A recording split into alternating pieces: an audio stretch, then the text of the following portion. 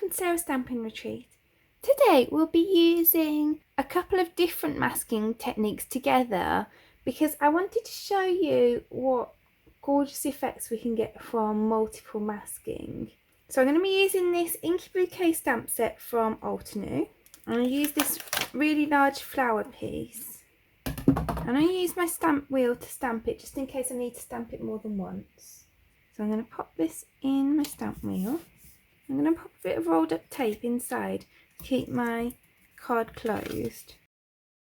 For those of you that haven't seen this before, the stamp wheel actually has like a sticky piece in the bottom, so the card sticks to it and keeps the card in place. So then I'm going to arrange this on my card.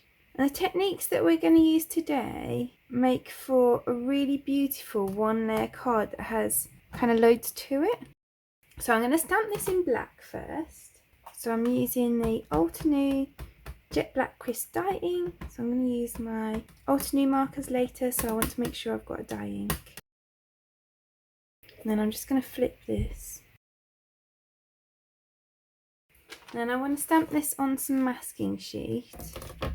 So I don't really want to cut my masking sheet down to fit in my stamp apparatus, so I'm just going to use this piece as a big stamp block because I don't actually need to worry if it doesn't stamp perfectly. Now you probably have noticed that I've actually got a few masks for this on my stamp sheet already, because that's how I like to store my masks on here so that I've got them for next time. But I just wanted to show you how to make one in case you've never made one before. So then I'm going to cut this out, and you want to make sure you're cutting on the lines, if not even slightly inside the lines, and that will mean that the colour we're going to add afterwards will kind of go right up to the lines. So then here, these two leaves don't attach to the actual pattern apart from by that stem, which I'm not going to cut out.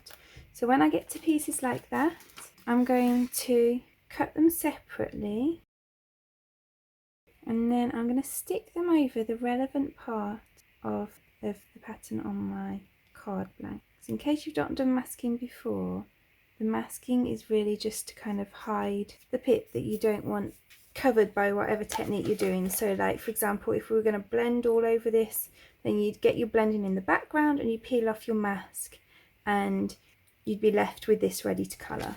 With these bits, they're ever so tiny, so I have done it before where I've cut those pieces out, but I'm not going to do that today, and I will show you later how I'm going to handle that. So I'm just going to cut those bits off today.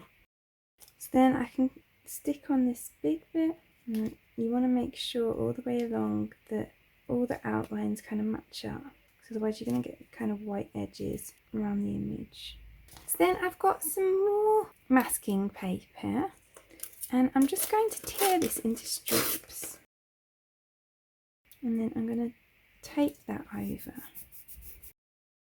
but it's also going to be part of the pattern. So I'm doing this card as part of my Altenew Educator program, and this particular card is for a module called, I think it's something like Creative Masking Unleashed, something like that. I'll pop it in the description below so you can see. And Terrace, who teaches that class, did this tearing paper strips technique, and I've never done it, so I thought that I'd have a go on it with here. And I thought I'd step it up by combining it with the other masking technique, so you get this really nice one layer card. She did this stripy technique in the background, and then she added some die cuts on, which also look really lovely. So now I've got this Caribbean Sky ink, and I'm going to blend this over the whole card. So then I can take these masks off. You can see I've got this gorgeous stripy background, and then you can see that the flowers are free for me to colour. So I'm going to use this little sentiment, which is really nice. It says, "The world is lucky to have you," from the same set. I'm going to stamp that in black. Then I'm going to use this Island Garden set and this Mediterranean Terrace set of Ultimu markers to colour this image.